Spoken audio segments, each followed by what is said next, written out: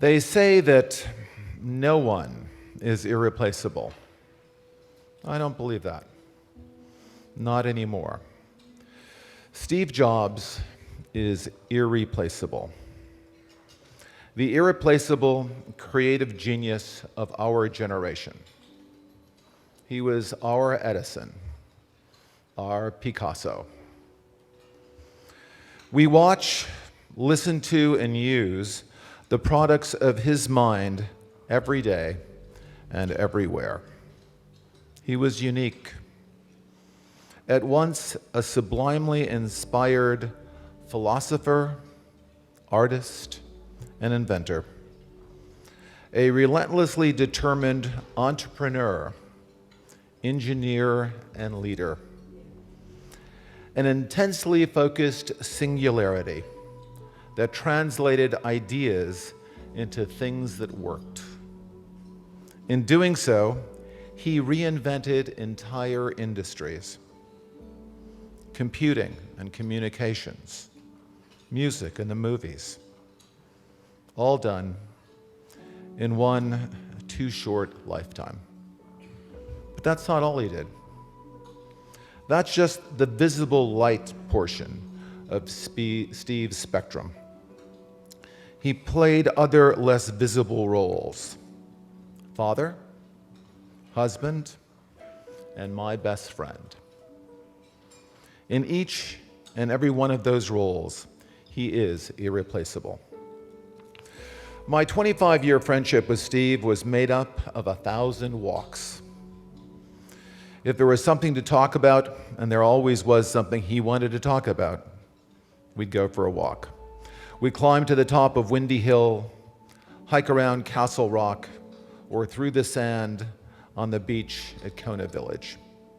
More recently, our walks grew shorter. North on Waverly and Palo Alto, a few blocks, and then back home.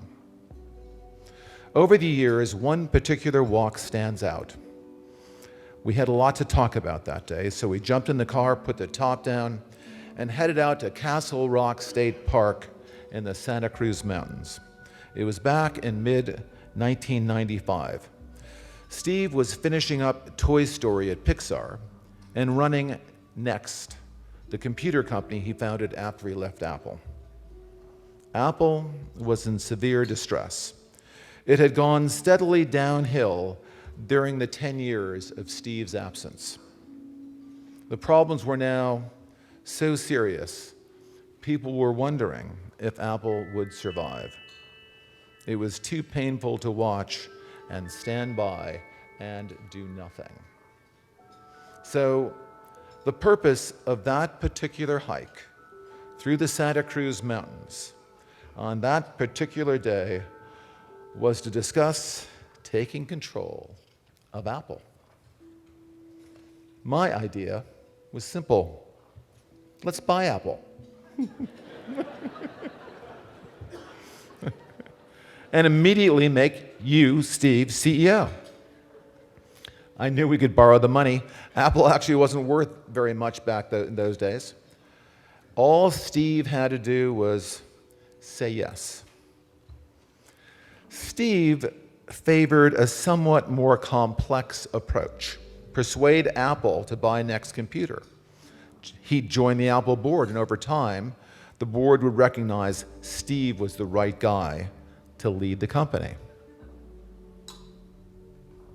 I said, okay. I mean, that might work. But Steve, if we don't buy Apple, how are we going to make any money? Steve suddenly stopped walking and turned toward me until we're facing each other, and he then put his left hand on my right shoulder and his right hand on my left shoulder and stared unblinkingly into my eyes. "Larry," he said, "this is why it's so important I'm your friend. You don't need any more money."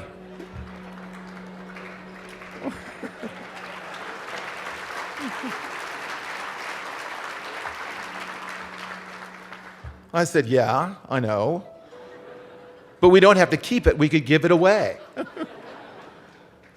Steve just shook his head and said, "I'm not doing this for money. I don't want to get paid. If I do this, I need to do this standing on the high moral ground." The high moral ground, I said. Well, that just might be the most expensive real estate on the planet. But I knew I had lost the argument. Steve had made up his mind right then and there at Castle Rock in the summer of 1995 to save Apple his way. At the end of the hike, right before we got back into the car, I said, "Steve, you created Apple. It's your call. I'll do whatever you want me to do. The rest, as they say, is history." The iMac, sorry, no beige. iPod, iTunes, 1,000 songs in your pocket. Think different. iPhone, iPad. And for a moment, the most valuable company on the planet Earth.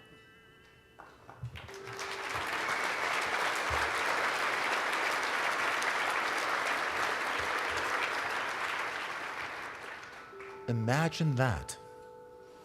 Well, it made Steve proud. It wasn't even one of his goals. Like the ancient Greeks during the age of Pericles, Steve pursued truth and beauty and an impossible perfection in what he built and how he lived. One last story, personal story. Steve had this peculiar, delightful sense of humor and a trademark muffled laugh to go along with it. After work, we'd often go out to our favorite local Japanese or Indian restaurant, and sometimes we'd go away together on holiday to Kona Village on the big island of Hawaii. All four of us would be there in Kona. Steve, his wife Lorraine, me, and whoever I was married to or dating at the time.